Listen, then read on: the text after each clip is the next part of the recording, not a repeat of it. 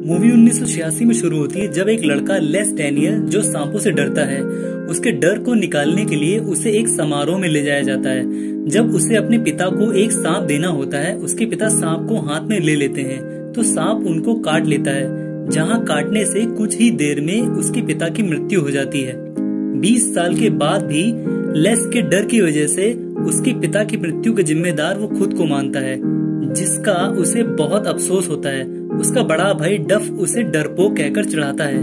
अपने फोबिया से उबरने में उसकी मदद करने के लिए डफ एक मूल अमेरिकी सांप के मालिक स्क्रीमिंग हॉक के पास जाता है। वहाँ हॉक उसे अपने डेस्क पर एक जार के अंदर रहने वाले एक छोटे से सांप के बारे में बताता है।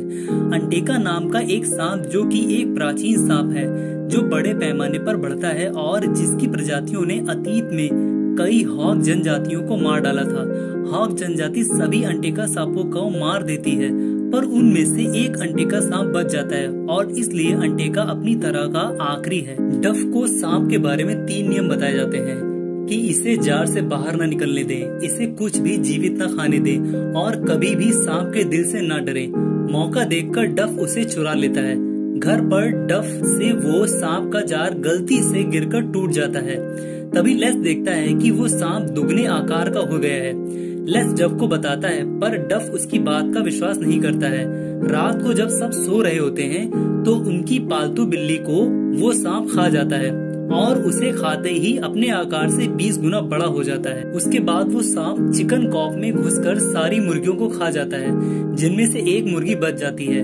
लेस की माँ जब मुर्गियों की आवाज सुनती है तो वो चिकन कॉप में जाती हैं। वहाँ का नजारा देखकर वो डर जाती हैं।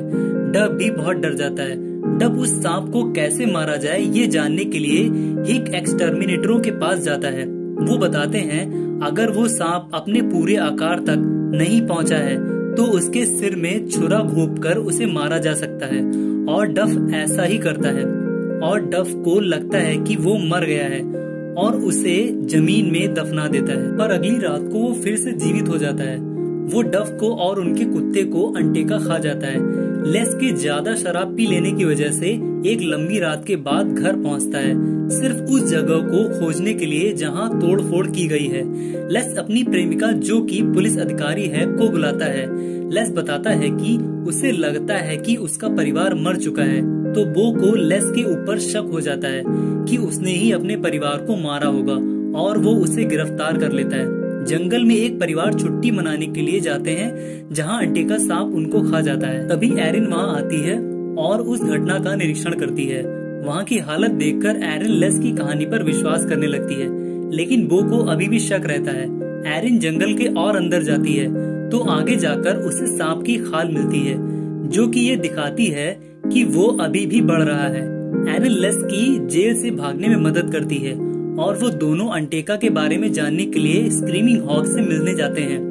आखिरकार बो और उनकी टीम को विश्वास हो जाता है कि अंटेका सच में है, जिस बात पर वो पहले विश्वास नहीं करते थे। सांप को मारने के लिए वो लोग एक चाल चलते हैं।